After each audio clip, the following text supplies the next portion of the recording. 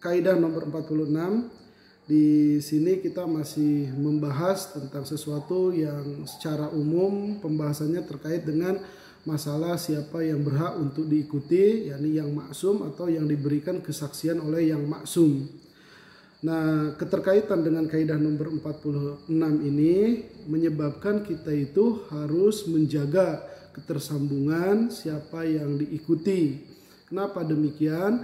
Karena hal tersebut akan berkonsekuensi terhadap pemahamannya kita terhadap agama secara umumnya, ya terhadap persoalan-persoalan yang diikuti secara khususnya baik dari segi fikih, tasawuf ataupun usul. Kita langsung saja. Qala mu'allifur rahimahullah ta'ala wa nafa'ana bi ulumi amin ya Allah ya rabbal alamin. Fathu kulli ahadin wa nuruhu ala hasabi fathi matbu'ihi wa nurihi. Keterbukaan setiap orang dan cahayanya itu tergantung keterbukaan yang diikuti dan cahaya yang diikutinya. Maksudnya gini, kalau misalnya yang diikutinya itu putuhnya sempurna, maka yang mengikutinya pun kebutuhannya akan sempurna atau dekat dengan sempurna. Paman akhadha ilmahalihi an aqwalil ulama'i mujaradatan kana fatuhu wa nuruhu minhum.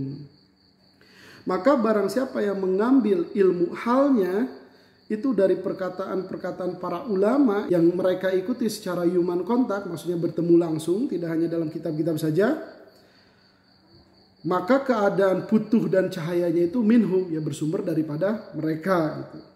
Wa in akhajahu, apabila dia mengambil an-nususil kitab wa sunnati, daripada nas-nas kitab dan sunnah, maka putuhnya dan cahayanya ini lebih sempurna. Jadi intinya putuh kita langsung ngambil dari Al-Quran dan sunnah itu lebih sempurna ketimbang putuh yang didapat hanya sekedar iktidak saja. Ini pun bersyarat tapi ya inta ahala, apabila memang profesional atau berhak li ahjihi untuk mengambilnya putuh minhuma daripada kitab dan sunnah. Walakin fatahu nurul iktida wa fatuhu.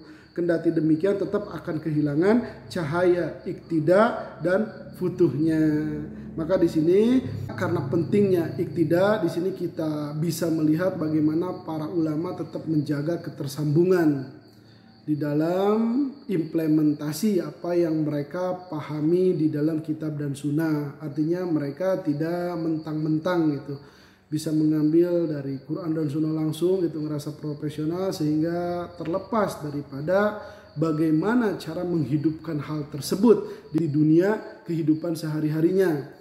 Nah, hal tersebut itu tidak bisa kita reka-reka bagaimananya atau dipertanggungjawabkan tepat atau tidaknya, terkecuali kita menjadikan seseorang sebagai role model. Nah, role model itu dia seseorang yang harus tersambung juga.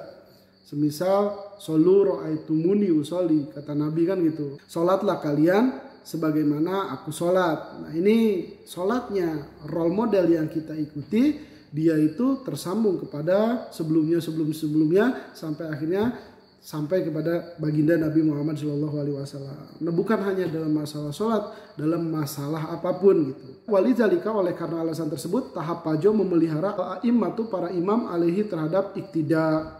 Hatta qala, sampai-sampai mengatakan Ibnu Al-Madini rahimahullah ta'ala, kana Ibnu Mahdi yazhabu liqouli Malik, bahwasanya Ibnu Mahdi itu yazhabu berpendapat dengan perkataannya Imam Malik. Dan Imam Malik juga mereka itu berpendapat dengan perkataannya Sulaiman bin Yasar. Dan Sulaiman bin Yasar yazhabu liqouli Umar bin Khattab. Dan Sulaiman juga beliau berpendapat menggunakan pendapatnya Umar bin Khattab. Yang dengan hal ini meniscayakan bahwasanya mazhab Imam Malik itu adalah mazhab Umar radhiyallahu anhu.